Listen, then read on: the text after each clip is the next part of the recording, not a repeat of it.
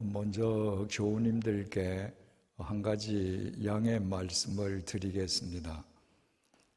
나이를 먹다 보니까 예전 같으면 겪지 않아도 될 사건, 사고를 계속 당합니다.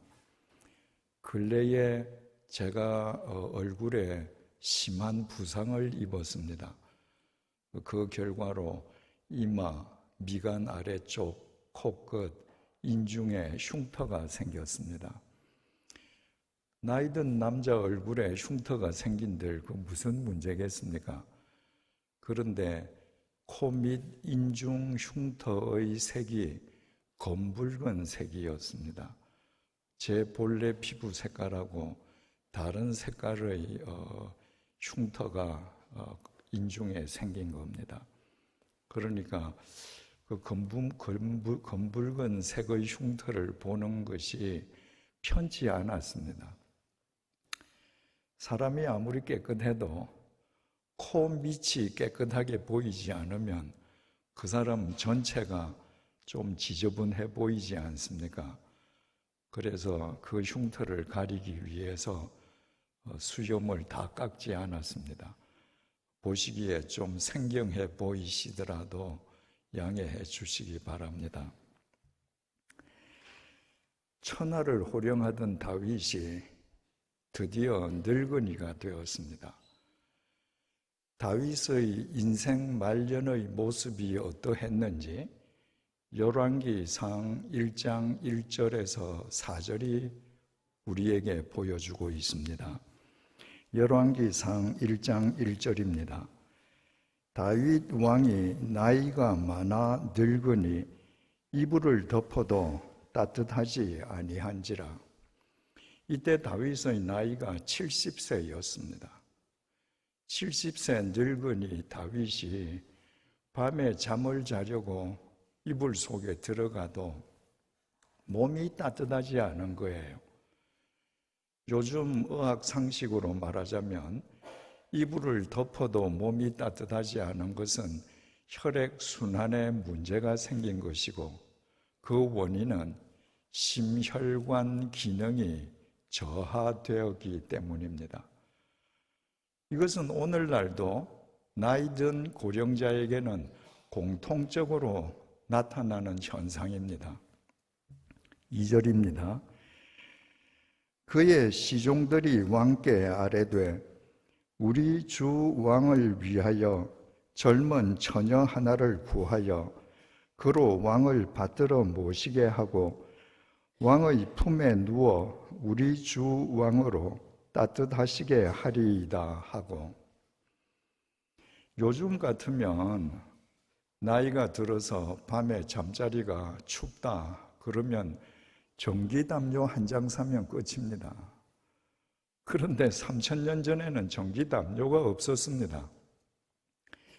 잠자리가 추운 왕을 위해서 왕을 모시고 있는 시중드는 신하들이 제시한 타개책이 무엇인가 하면 왕의 몸을 따뜻하게 해줄 젊은 처녀를 한 명 구해서 왕이 밤에 그 처녀를 품고 주무시게 하자 하는 것이었습니다. 함석이나 도자기로 만들어서 그 속에 뜨거운 물을 붓고 밤에 품고 자는 것을 유담프라고 합니다. 옛날 다다미방 시절에는 집집마다 유담프가 다 있었습니다. 지금은 산에 캠핑 가서 텐트를 치고 잔다든지 하는 캠핑족들도 밤에 유담프를 품고 자는 경우가 있습니다. 그러니까 이 다윗 왕의 신하들이 왕에게 제시한 타개책은 인간 유담프용 젊은 처녀를 하나 구해드리자는 거예요. 이것은 유대인들이 유별나서 이 사람들이 이런 생각을 한 것이 아닙니다. 역사적으로 가부장 시대에 걸쳤던 나라에서는 모두 다 이런 제도가 있었습니다. 우리나라에서도 조선 말기까지 나이 든 양반들이 밤에 잠자리가 추우면 젊은 여자를 구해서 품고 잤습니다. 그런 여자들을 가리켜서 아이 동자를 써서 동녀라고 불렀습니다. 그러니까 다윗의 신하들이 우리 임금님이 품고 주무실 수 있도록 동녀 한 명을 구해드리자라고 한 것이 그들이 유별나서가 아니라 그 당시 전 세계적으로 퍼져 있던 관습대로 하고자 한 것입니다. 왜냐하면 다윗 왕이 밤에 잠자리가 추워서 밤에 잠을 설친다면 국사를 그르칠 수 있지 않습니까? 그러니까 왕의 몸이 추운 것은 왕의 개인 문제가 아니라 이건 국가적인 문제거든요. 그래서 인간용 유담풀을 구해드리자라고 생각을 했습니다. 3절입니다. 이스라엘 사방 영토 내에 아리따운 처녀를 구하던 중 수넴 여자 아비삭을 얻어 왕께 데려왔으니, 몸이 차가운 왕이 따뜻하게 품을 수 있게 해드리기 위해서 이스라엘에서 제일 열이 많은 처녀를 구하지 않았습니다. 왕의 신하들은 이스라엘에서 가장 예쁜 처녀를 구했습니다. 요즘 말로 표현하자면 3000년 전 미스 이스라엘을 구한 겁니다. 그래서 뽑힌 여자가 아비삭, 수넴 여인 아비삭이라는 처녀였습니다. 4절입니다. 이 처녀는 심히 아름다워. 아비삭은 그냥 예쁜 정도가 아니었습니다. 심히 아름다웠습니다. 그가 왕을 받들어 시중 들었으나 왕이 잠자리는 같이 하지 아니하였더라. 심히 아름다운 아비삭을 신하들이 빼고 뽑아서 왕에게 바쳤습니다. 밤에 품고 주무시면서 밤에 추위를 가시게 하시라고요. 그런데 다윗 왕은 그 예쁜 아비삭이 자기 방에 들어와서 시중 드는 것은 기꺼이 봤는데 밤중에 자기 잠자리에는 발도 못 넣게 했습니다. 신하들은 임금으로 하여금 왕이여 이 처녀를 품고 주무세요 하고 방에 넣어드렸습니다. 그런데 왕은 잠자리가 추워서 밤에 잠을 설치고 추움을 이기지 못할지언정 처나 미색인 아비삭은 자기 이불 속에는 전혀 들어오지 못하게 했습니다. 왜 다윗이 인생 말년에 인생 결벽증 같은 이런 모습을 보이고 있을까요? 다윗의 일생은 사무엘 하 전체에 기록되어 있습니다. 그리고 다윗이 죽으면서 남긴 유언, 그 유언에 따라서 다윗을 이어 솔로몬이 왕위에 오른 이야기는 열왕기상 2장에 기록되어 있습니다. 그러면 다윗의 일생을 우리에게 소개하는 사무엘 하, 그리고 다윗이 죽으면서 유언을 남긴 열왕기상 2장, 이렇게 바로 연결돼도 아무 문제가 없습니다. 그런데 왜 성경하고는 별로 관련도 없어 보이는 이런 이야기가 기록되어 있는가? 반드시 기록되었어야만 했습니다. 우리가 잘 아는 것처럼 다윗은 한때 자기 신하 우리아라는 장군의 아내 바세바와 불륜을 저질렀습니다. 그리고 남편 우리아가 죽자 노골적으로 자기와 불륜을 저질렀던 자기 부하 아내 바세바를 궁에 불러다가 자기 아내를 삼았습니다. 사무엘하 11장 27절입니다. 그 장례를 마침에 바로 바세바라는 여인의 남편 우리아의 장례를 마침에 다윗이 사람을 보내 그를 왕궁에 데려오니, 다윗이 사람을 보내어서 죽은 우리아 장군의 아내 바세바를 왕궁으로 불러왔다는 겁니다.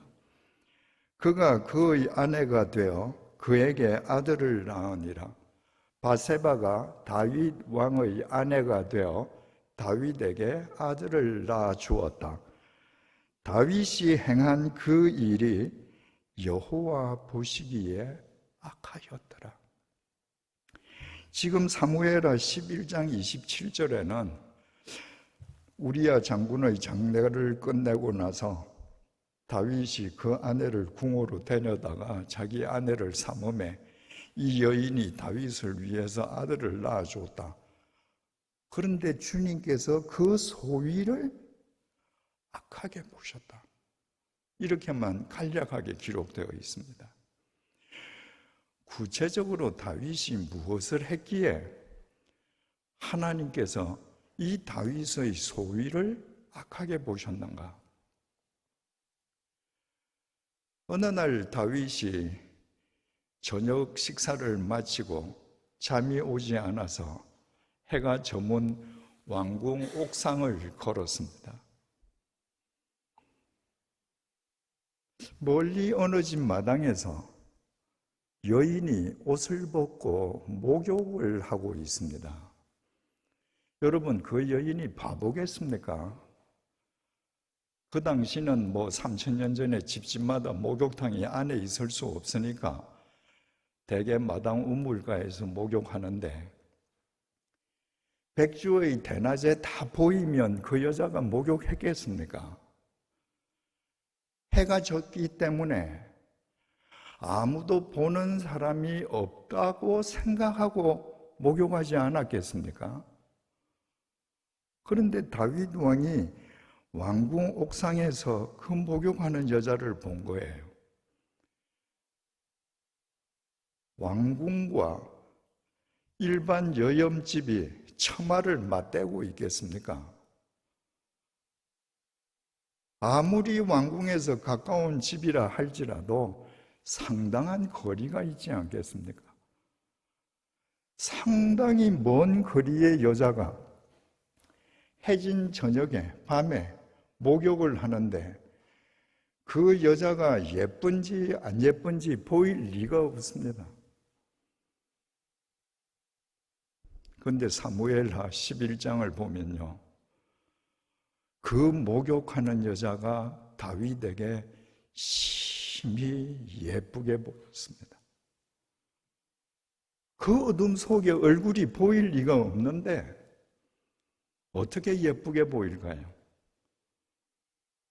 잠이 오지 않아서 왕궁 옥상으로 올라간 다윗이 정욕이라는 우상에 지금 사로잡힌 거예요.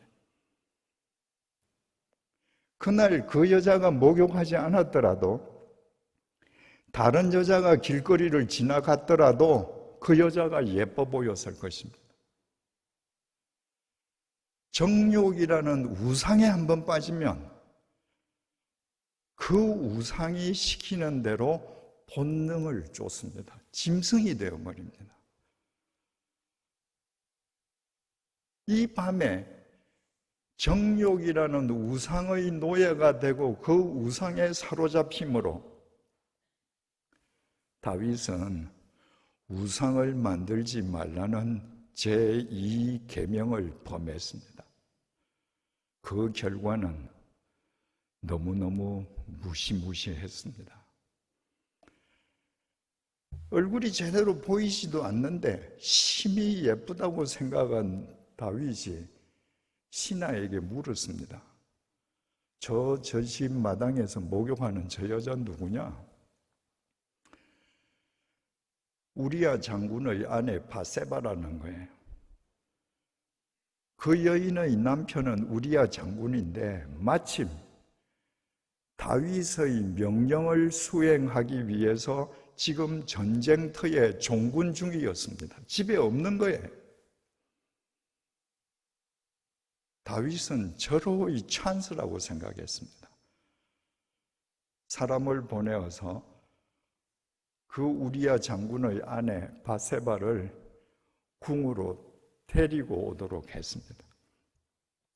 제10계명은 남의 것을 탐내지 말라인데 첫 번째가 남의 아내를 탐내지 말라는 것입니다. 그냥 보고 가서 잤으면 되는데 자기를 위해서 전쟁터에서 목숨을 걸고 싸우고 있는 그 남자의 여자를 데리고 와라. 그 여자를 탐낸 거예요. 10번째 계명을 범했습니다. 바세바를 왕궁에 불러다가 차를 한 잔 마시면서 남편이 전쟁터에 나가 있는데 애로사항이 얼마나 크냐, 애들 키우는데 어려움은 없느냐, 이런 걸 묻고 보낸 뒤에 그 여인으로부터 들은 이야기들을 자기 정치에 반영했더라면 얼마나 좋았겠습니까?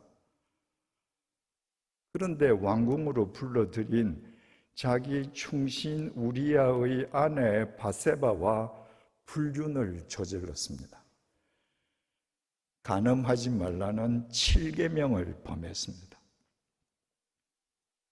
그 일이 있고 나서 얼마 지나지 않아서 여인 바세바로부터 연락이 왔습니다. 왕이여, 내가 왕으로 인해서 임신했습니다. 그 말을 듣자마자 다윗이 전쟁터에 전령을 보내었습니다. 그리고 지금 전투 중인 바세바 여인 남편 우리야 장군을 빨리 예루살렘으로 소환해라. 전투 중이던 우리야 장군은 영문도 알지 못하고 왕의 명령을 받고 예루살렘으로 돌아왔습니다. 다윗 왕은 우리야 왕에게 전황에 대해서 몇 마디 물어본 뒤에 주안상을 딸려서 우리야로 하여금 집에 가서 자게 했습니다. 남편 우리야가 왕이 내린 술과 안주를 먹고 취해서 아내와 잠자리를 같이 하면 아내 뱃속에 있는 태아는 남편 아이가 될 거 아니에요. 그때는 DNA가 검사가 없으니까. 제9계명은 거짓 증거하지 말라는 겁니다. 자기가 여인을 범해놓고 그 여인의 태 속에 자기 씨가 들어있는데 그 씨를 자기 씨가 아닌 것처럼, 그 여인의 남편의 씨인 것처럼 거짓 알리바이를 만들려고 했습니다. 거짓 증거하지 말라는 9계명을 범했습니다. 우리야 장군은 충신이었습니다. 왕이 주안상을 딸려서 너 얼마나 고생했니? 이제 집에 가서 아내와 편안히 자라. 집에 가지 않습니다. 지금 내 동료들이 목숨을 걸고 전쟁터에서 싸우고 있는데 내가 까닭 없이 어떻게 내 집에 가서 두 발 뻗고 자겠습니까? 그리고는 성문에서 경비병들하고 같이 잡니다. 그 다음 날도 집에 가도록 회유했는데 안 갑니다.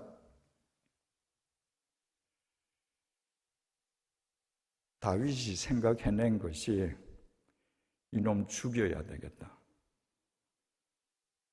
그래서 그 우리야 장군 손에 요압 장군, 군대 장관인 요압 장군에게 보내는 편지를 딸려 보냈습니다. 그 편지에 뭐라고 기록되어 있는가? 이유 여하를 묻지 말고 전쟁터에서 이 우리아를 죽음의 구렁텅이로 몰아넣어서 죽여버리라. 여러분, 충신 중에 충신입니다. 그런데 자기 불륜을 감추기 위해서 이놈 죽이라는 거예요. 우리아는 자기를 죽이라는 내용의 편지를 들고 전쟁터에 가서 요압 장관에게 왕께서 주신 친서입니다 하고 바쳤습니다. 요압 장군이 보니까 우리아 죽이라는 거거든요. 그래서 계교를 써서 우리아 장군을 죽여버렸습니다. 살인하지 말라는 제7계명을 범했습니다. 여러분, 불륜을 저지르고 남의 아내를 데려다가 간음하고 그것도 모자라서 그 여인의 남편을 죽이기까지 한다? 세상에 그렇게 흉악한 사람이 있습니까? 그런데 사람들 앞에서 다윗은 그렇게 흉악한 죄를 저지르고도 여호와의 이름을 불렀습니다. 여호와의 이름을 망령되이 부르지 말라. 얼마나 망령되이 부르는 겁니까? 제3계명도 범했습니다. 그리고 안식일이면 국가를 대표해서 거룩하게 안식일 제사에 참여했습니다. 안식일을 거룩하게 지키라. 제4계명 범했습니다. 여러분, 다윗은 하나님을 믿는 사람이었고 하나님에 의해 뽑혀서 왕이 된 사람입니다. 다윗 자신이 잘 알고 있었습니다. 다윗이 왕이 되고 하나님께 지어바친 시편 시들 보십시오. 다윗의 영성이 얼마나 뛰어난지. 그 다윗이 밤에 얼굴도 보이지 않는 여자에 대한 정욕에 사로잡혀서 그 여자를 불러들이고 그 여자와 불륜을 저지르고 그 여자가 임신하자 거짓 알리바이를 만들려고 남편을 불렀는데 그 남편이 말을 안 들으니까 죽여버리고, 그때 다윗의 눈에는 하나님이 없었습니다. 여러분, 다윗의 눈에 하나님이 보였으면 그런 끔찍한 짓을 할 수 있습니까? 다윗은 정욕의 우상에 사로잡히던 그 순간에 자기 마음속에 있는 하나님을 죽여버렸습니다. 그래서 제1계명, 하나님만 섬기라는 첫 번째 계명도 짓밟았습니다. 다윗의 아버지는 이새입니다. 두말할 것도 없이 믿음의 사람이죠. 이새는 믿음으로 다윗을 양육했습니다. 그런데 그 아버지로부터 믿음을 이어받은 다윗이 이처럼 흉악한 범죄를 저질렀습니다. 그 아버지에게 불효자가 되었습니다. 네 부모를 공경하라. 5계명도 범했습니다. 여러분, 우리가 흔히 잘못 알고 있는 것처럼 다윗은 어느 날 밤에 남의 집 아내를 불러다가 간음하는 죄만 저지른 것이 절대로 아닙니다. 그것은 시작이었을 뿐입니다. 그는 바세바를 보고 정욕의 우상에 사로잡히는 그 순간부터 순식간에 10계명을 다 짓밟았습니다. 이것이 죄의 확산성입니다. 한 가지 죄는 절대로 한 가지 죄로 그치지 않습니다. 내가 한 가지 죄를 지으면 마치 고구마 줄기 캐듯이 죄가 줄줄이 이어져서 확산됩니다. 그래서 데살로니가 전서 5장 22절은 악은, 죄는 어떤 모양이라도 다 버리라. 아무리 아름답게 보여도, 모양이 달려 보여도 죄의 속성은 똑같거든요. 한 가지 죄를 범하면 줄줄이 죄는 연이어져 가는 겁니다.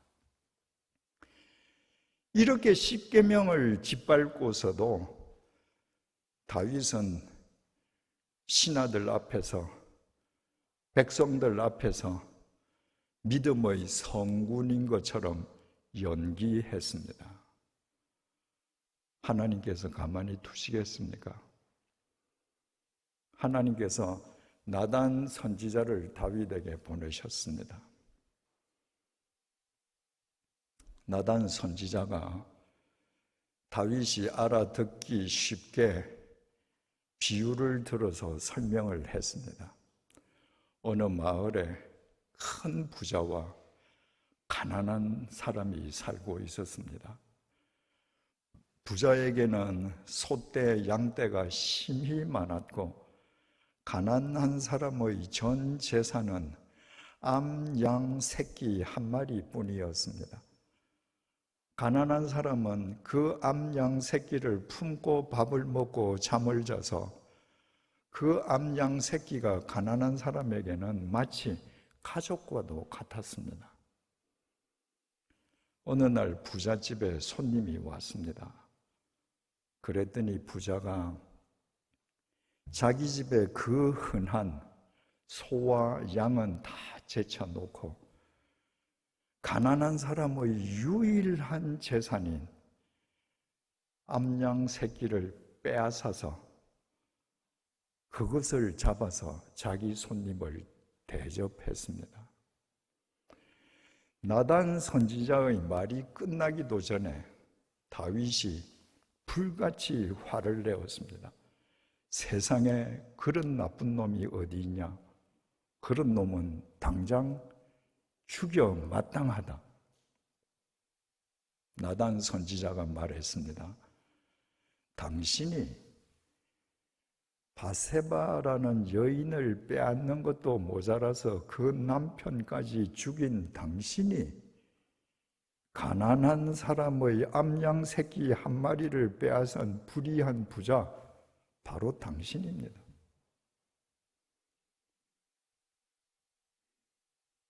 그 말을 듣고 자기가 저지른 죄가 얼마나 중죄인지, 자기가 얼마나 위선적으로 살았는지 깨달으면서 지은 회개의 시가 우리가 잘 아는 시편 51편입니다.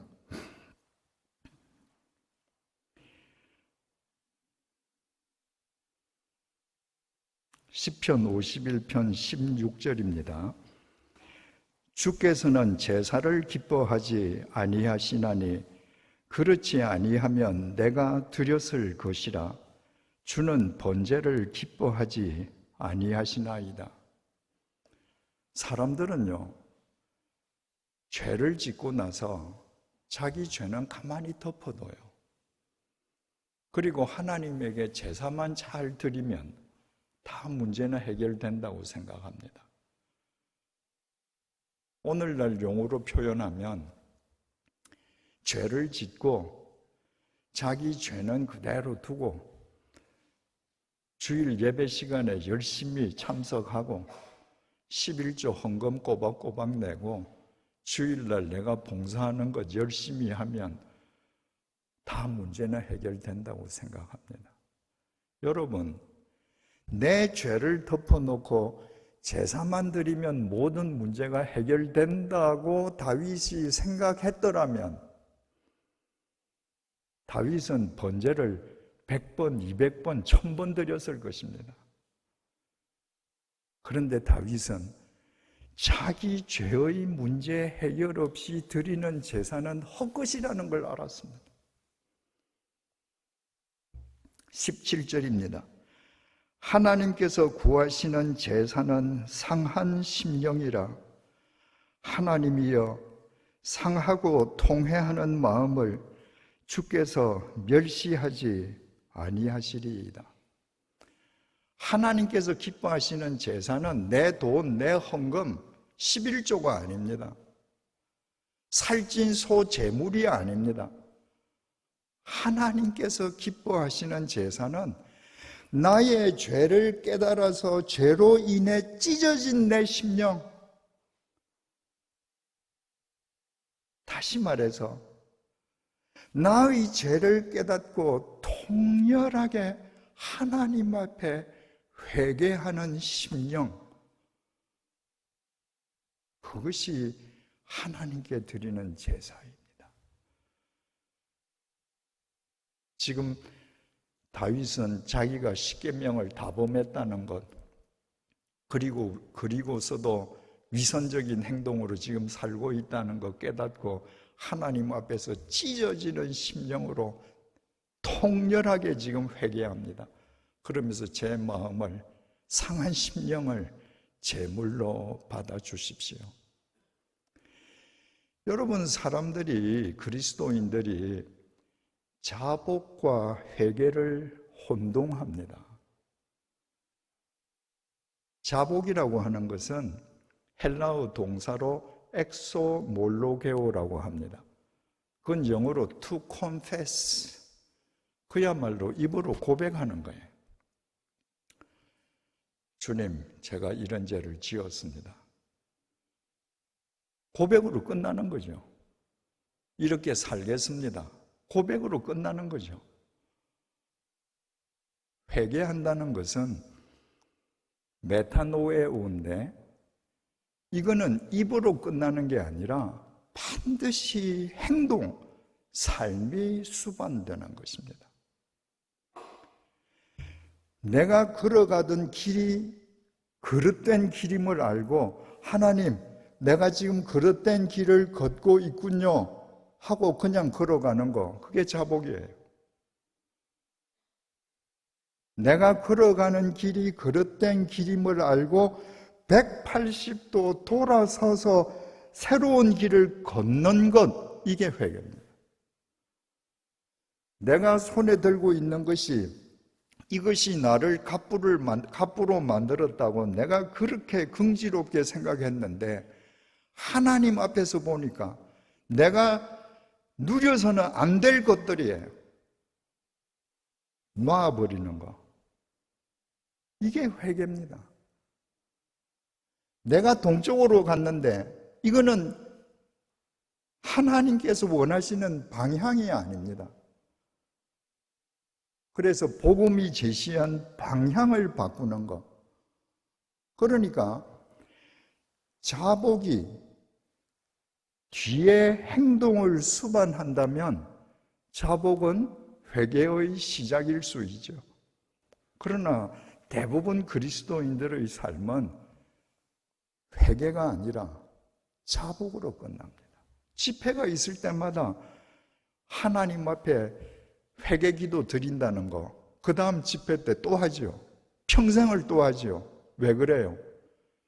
내 삶으로 고침받지 못했기 때문에. 매일 자복하고 매일 그릇된 구름텅이에 있는 거예요. 그러면 지금 다윗이 시편 51편에서 주께서 원하시는 제사는 상한 심령입니다.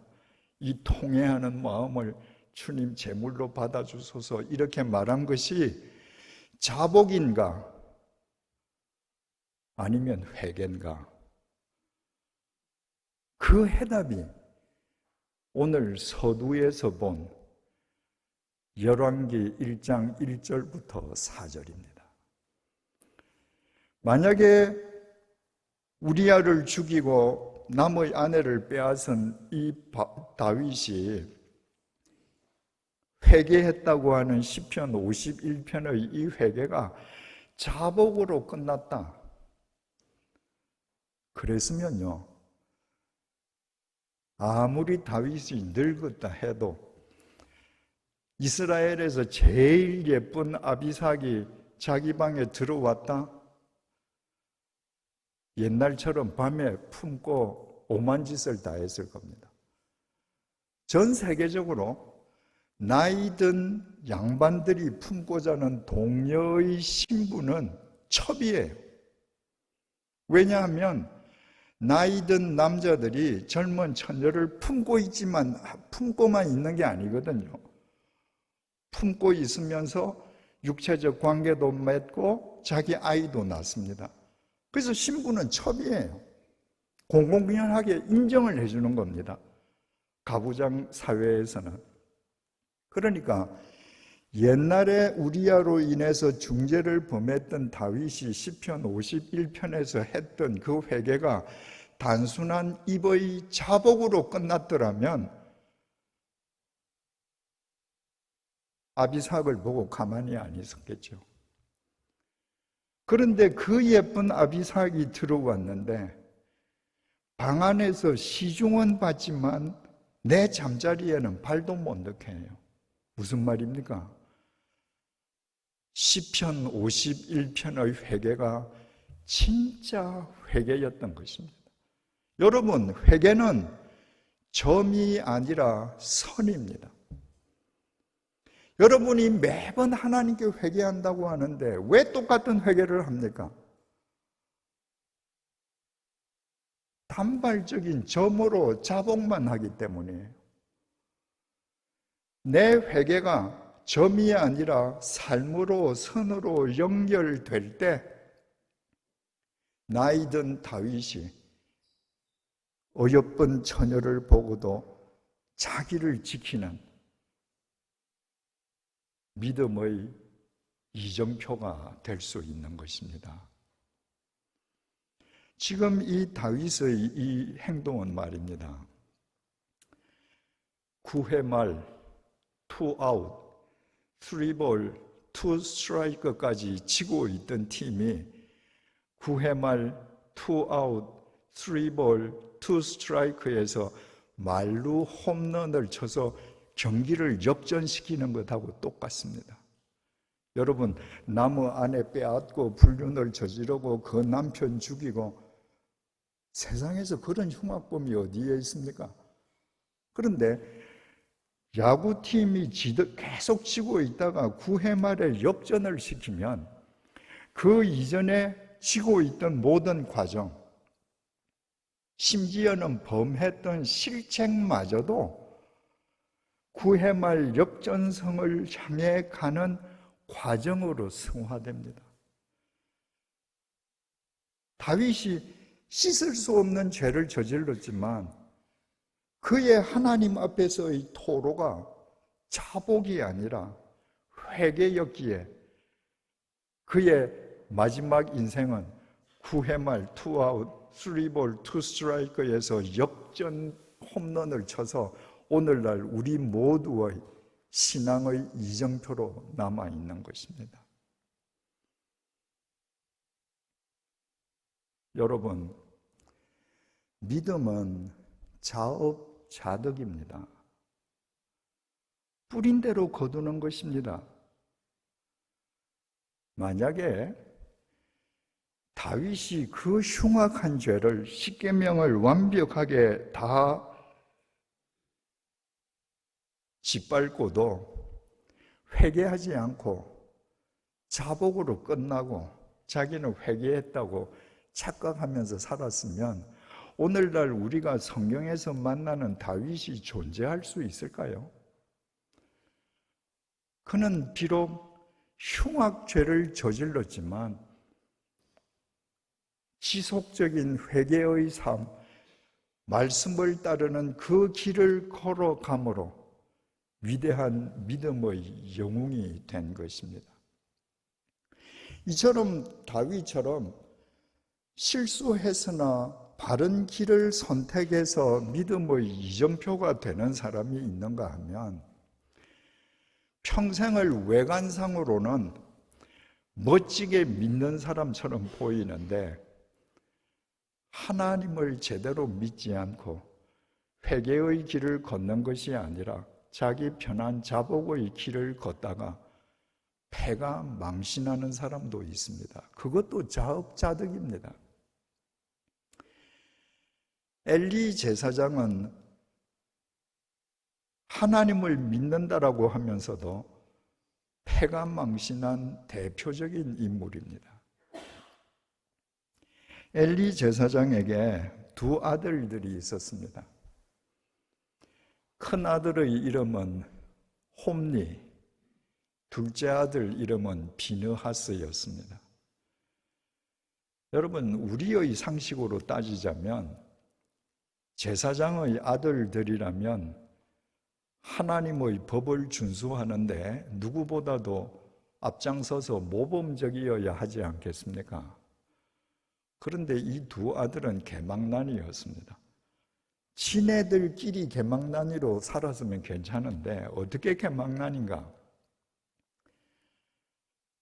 이스라엘 백성들이 하나님께 바친 귀한 제물을 중간에서 제멋대로 탈취했습니다.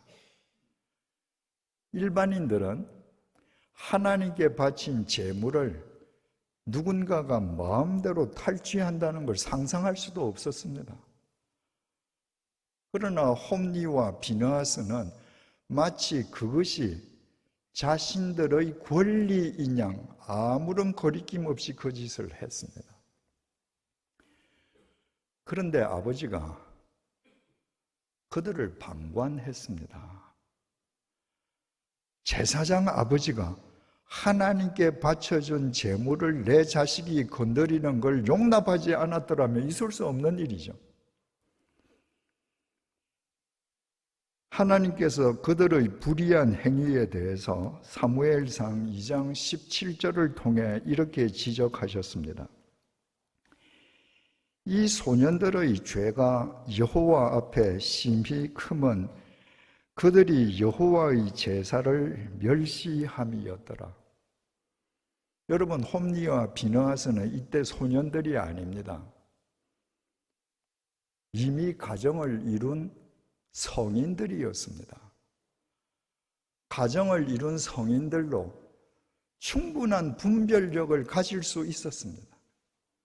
그럼에도 불구하고 하나님께 바쳐진 제물을 자기 마음대로 짓밟는 그들을 하나님께서는 아이들, 소년들이라고 그랬습니다. 도저히 분별력을 갖지 못한 아이들. 그 아이들이 그렇게 행하는 것은 여호와의 제사를 멸시하기 때문이다. 백성들이 하나님께 제사를 드리면서 바친 제물을 지 마음대로 탈취한다는 것은 하나님께 드리는 제사를 멸시하는 겁니다. 하나님께 드리는 제사를 멸시한다는 게 뭐죠? 그 제사를 받으시는 하나님을 멸시하는 행위입니다. 여러분들이 세상에서 엉망으로 살고 주일날 예배 시간에 앉아서 내가 예배만 드리면 모든 면죄부를 받는 것처럼 앉아있다? 여러분이 예배를 멸시하는 것이고 그 예배를 받으시는 하나님을 멸시하는 행위입니다. 여러분이 내가 드리는 예배를 하나님이 받으시고 이 자리에 하나님께서 함께 계신다면 이 자리에 오기까지의 주중의 나의 삶이 달라질 수밖에 없지 않겠습니까? 지금 하나님께서 엘리 제사장 두 아들 그들의 그 잘못을 지적하신 것입니다. 그러나 아버지도 아이들을 훈계하지 않았고 그 아이들은 이제는 제물에 손대는 것에 만족하지 않고 성소에서 수종되는 여자들과 공공연하게 불륜을 저질렀습니다. 막가는 가족이죠. 엘리 제사장이 두 아들들에게 이런 말을 했습니다. 사무엘상 2장 23절에서 25절입니다. 23절입니다. 그들에게 이르되 너희가 어찌하여 이런 일을 하느냐? 이런 일은 재물을 탈취하고 성소에서 수종드는 여자들과 불륜을 저지르는 일들입니다. 내가 너희의 악행을 이 모든 백성에게서 듣노라. 아버지가 지금 아들한테 하는 얘기예요. 너희들이 하는 이 악행을 내가 모든 백성에게서 들었다. 무슨 뜻이겠습니까? 한 명이 와서 엘리 제사장에게 얘기했습니다. 당신 아들이 지금 이런 죄를 짓고 있습니다. 만류하세요. 에이, 내 아들 그럴 리가 없어요. 잘못 보신 겁니다. 다른 백성이 와서 또 얘기합니다. 안 믿어요. 아마 댁이 잘못 보신 걸 거라고, 헛소문, 가짜 소문 들으신 거라고. 그런데 한두 명이 아니라 10명, 20명, 30명, 100명 계속해서 백성이 와서 얘기하는 거예요. 모든 백성. 그제서야 지금 아이들을 불러놓고 이게 무슨 일이냐? 23절, 24절 그 자식들한테 제사장 아버지가 하는 말을 잘 들어보십시오. 내 아들들아, 그리하지 말라. 이렇게 점잖하게 할 얘기입니까? 내게 들리는 소문이 좋지 아니하니라. 지금 사람의 소문이 중요하지 않습니다. 내 자식들의 행위를 하나님께서 어떻게 보시는가? 내 자식들이 하나님 앞에서 어떤 범죄를 저지르는가? 그런데 자식들을 불러놓고 아버지 엘리 제사장은 하나님은 안중에도 없고 세상 사람 소문이 걱정해. 내 자식들 소문이 사람들 사이에서 나쁘게 퍼지면 아버지인 나에게도 악영향을 미칠 테니까.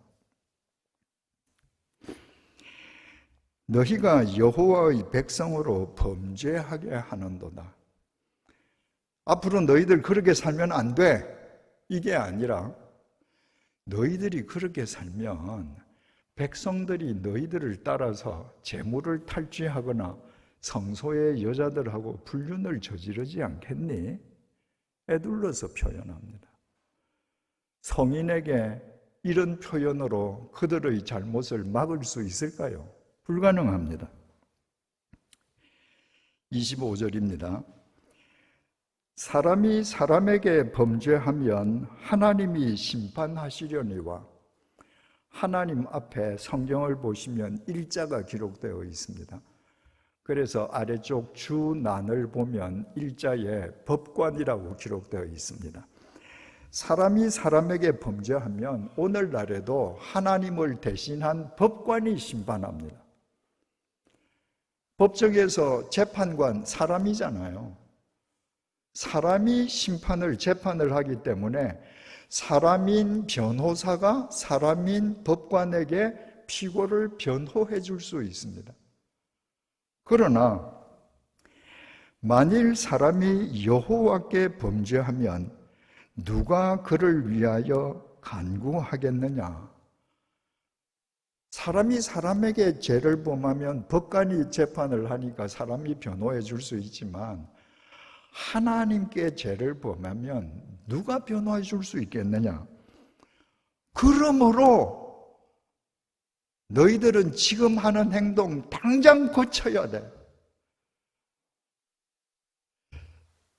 하나님께 범죄하면 누가 변호해 줄 수 있겠느냐? 이건 원론이에요.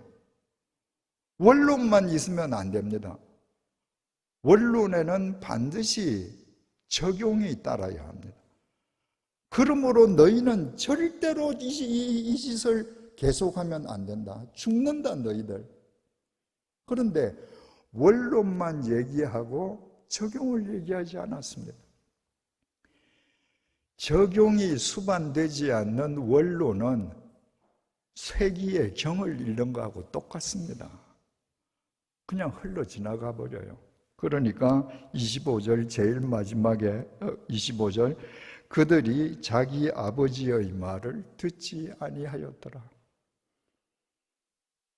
원론만 얽는 아버지의 말이 자식들에게 아무런 영향력을 못 미쳤습니다. 이는 여호와께서 그들을 죽이기로 뜻하셨습니다. 이런 구절을 잘못 이해하면 하나님께서 홈리와 비느하스를 처음부터 죽이기로 결정하셨기 때문에 이들이 뇌 없는 로봇처럼 하나님의 말씀을 경홀히 여겼다 이렇게 생각하기가 쉬운데 그게 아니고요. 이런 구절은 결과적으로 해석해야 합니다. 아버지의 방관 속에서 자식들이 하나님에 대한 조금의 믿음도 없기 때문에 결과적으로 하나님께서 그들을 죽이기로 하셨다는 겁니다. 하나님께서 잘못한 다윗에게 나단 선지자를 보내어서 다윗의 잘못을 깨닫게 해주셨잖아요. 그 덕분에 다윗이 시편 51편의 회개를 하고 그 회개가 점이 아니라 선으로 연결되어서 그 마지막 인생 말년 열왕기상 1장 1절에서 4절에 그의 마지막 생이 하늘의 별처럼 빛나게 되지 않았습니까? 하나님께서 엘리 제사장 가족에게도 하나님의 말씀을 보내었습니다. 오늘 본문입니다. 사무엘상 2장 29절에서 30절입니다. 먼저 29절입니다. 너희는 어찌하여 내가 내 처소에서 명령한 내 제물과 예물을 밟으며, 지금까지 우리가 살펴본 바에 의하면 예물은 누가 짓밟았습니까? 엘리 제사장의 두 아들들이 탈취했습니다. 홈리와 비느하스가. 그런데 하나님은 엘리 제사장에게 너희는 하고 말씀하십니다. 너희들 자식들이 신성 모독죄를 저질렀는데 너는 깨끗해, 너는 훌륭해. 그게 아닙니다. 너희들 자식들이 신성 모독죄를 범하도록 방관한 너도 똑같아. 내 아들들을 나보다 더 중히 여겨. 하나님의 제물을 탈취하고 성소 여자들과 불륜을 저지르는데 그것을 방관하는 것은 하나님보다 네 아들을 더 좋아하기 때문이라는 거예요. 여러분들 가운데에도 하나님보다 자기 자식을 더 좋아하시는 분들 많이 계시죠? 그 자식 죽이는 겁니다. 내 자식보다 하나님을 더 사랑해야 하나님의 법으로 내 자식을 키웁니다.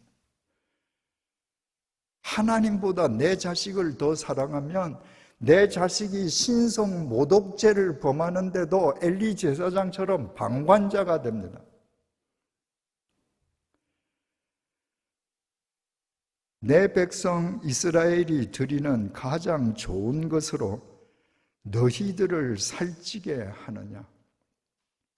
내 백성이 하나님께 바친 제물로 너희들을 살찌게 하느냐? 여기에도 엘리 제사장이 포함됩니다. 먹은 건 두 아들들인데 너희들을 살찌게 했다. 이 지금 홈리와 비느하스는 하나님에 대한 영적인 살찜은 전혀 관심이 없고 재물을 탈취해서 육적 배부름에만 관심이 있습니다. 그 자식을 아버지가 왜 방관하겠습니까? 아버지의 관심사 역시 육적인 일에 더 관심이 크기 때문이에요. 너희를 살찌게 하는 일. 사무엘상 2장 30절입니다. 그러므로 이스라엘의 하나님 나 여호와가 말하노라. 내가 전에 내 집과 내 조상의 집이 내 앞에 영원히 행하리라 하였으나, 엘리는 모세의 형이자 이스라엘 초대 대제사장인 아론의 후손입니다. 하나님께서 일찍이 출애굽기 29장 9절을 통해서 아론에게 이렇게 언약을 주셨습니다. 아론과 그의 아들들에게, 아론과 그의 아들들, 이 말은 아론의 직계 아들만 이야기하는 것이 아니라 아론을 뒤따르는 모든 후손을 포함하는 말입니다. 아론과 그의 아들들에게 띠를 띄우며 관을 씌워 그들에게 제사장의 직분을 맡겨 영원한 규례가 되게 하라. 너는 이같이 아론과 그의 아들들에게 위임하여 거룩하게 할지니라. 그 후손들에게, 아론의 후손들에게 제사장 직분을 맡겨 영원한 규례가 되게 하라. 이건 그들과 영원히 동행해 주시겠다는 말씀이잖아요. 지금 사무엘상 2장 30절에서 그 말씀을 하셨어요. 이제 나 여호와가 말하노라. 결단코 그렇게 하지 아니하리라. 엘리 제사장 집안은 아론 제사장의 계보에서 내가 빼버릴 거예요. 그리고 성경에서 핵심적인 말씀을 하십니다. 사무엘하 2장 30절 하반절입니다. 나를 존중히 여기는 자를 내가 존중히 여기고 나를 멸시하는 자를 내가 경멸하리라. 나를 존중히 여기는 자를 하나님, 내가 그를 존중히 여겨주고, 하나님, 나를 멸시하는 자를 하나님, 내가 그를 경멸하겠다. 이 말씀도 오해하기가 쉽습니다. 하나님은 천지를 창조하신 창조주시고 우리는 피조물에 불과합니다. 하나님은 전지전능하시고 우리는 보잘것없는 미물들입니다. 그런 크신 하나님이 개미보다 작은 우리 앞에 놓고 네가 나를 존중하냐? 그럼 나도 너 존중해 줄게. 네가 나를 멸시하니? 그러면 나도 경멸할 거야. 그러면 그 하나님 얼마나 쪼잔합니까?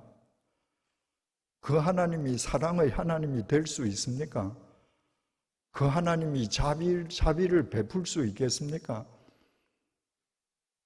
주님의 이 말씀은 이런 뜻입니다. 하나님은 말씀이시잖아요. 나를 존중히 여기는 자, 나의 말씀, 하나님의 말씀을 존중히 여기는 자, 그는 자기가 존중히 여기는 그 하나님의 말씀에 의해서 존귀하게 세워집니다. 그런데 하나님을 멸시하는 것은 하나님께서 주신 말씀을 멸시하는 거예요. 내가 하나님의 말씀을 멸시하면 무엇으로 살지요? 내 욕망을 따라 삽니다. 그러면 욕망을 따라 사는 삶은 아무리 돈이 많고 아무리 출세한 것 같더라도 경멸스럽게 파멸하고 맙니다. 그 말씀이에요. 흉악 범죄를 저질렀던 다윗이 나단 선지자의 말을 듣고 회개하면서 하나님을 존중히 여기는 삶을 시작했습니다. 하나님의 말씀을 존중히 여기는 삶이에요. 그 말씀이 다윗을 존귀히 가다듬어서 영원한 믿음의 이정표가 되게 해 주었습니다. 그렇다면 나단 선지자의 말을 들었던 다윗이 하나님을 존중하는 삶을 다시 시작했듯이 하나님의 이 경고를 받았던 엘리 제사장 가족들 역시 이 하나님의 말씀 앞에서 삶을 돌이켜야만 했습니다. 하나님의 말씀을 존중히 여기는 삶을 시작해야만 했습니다. 만약 그랬더라면 흉악한 삶을 살았던 다윗의 삶이 별빛처럼 성화된 것처럼 엘리 제사장 가문도 그 믿음이 빛나게 되었을 것입니다. 그러나 다윗과 나단 선지자의 가장 큰 차이는, 나단 선지자는 이 하나님의 말씀을 듣고도 하나님을 멸시했습니다. 결과는 어떻게 되겠습니까? 하나님의 말씀을 멸시하는 그 삶은 하나님과 사람의 경멸 속에서 파멸할 수밖에 없습니다. 블레셋이 이스라엘을 쳐들어왔습니다. 첫날 전투가 벌어졌는데 모든 면에서 블레셋의 전력이 앞섰습니다. 첫날 전투에서만 이스라엘 병사가 4,000명이 죽었습니다. 이스라엘 병사들이 홈리와 비느하스 엘리 제사장 아들들하고 의논을 해서 실로에 있는 여호와의 법궤를 전쟁터로 가지고 왔습니다. 하나님의 법궤가 우리 옆에만 있으면 우리가 무조건 블레셋을 이길 수 있을 거야. 하나님 말씀대로 살지는 않으면서 하나님의 법궤를 그렇게 부적처럼 생각하는 미신적인 신앙이었습니다. 그렇게 하나님을 멸시하는데 하나님께서 그들과 함께 하시겠습니까?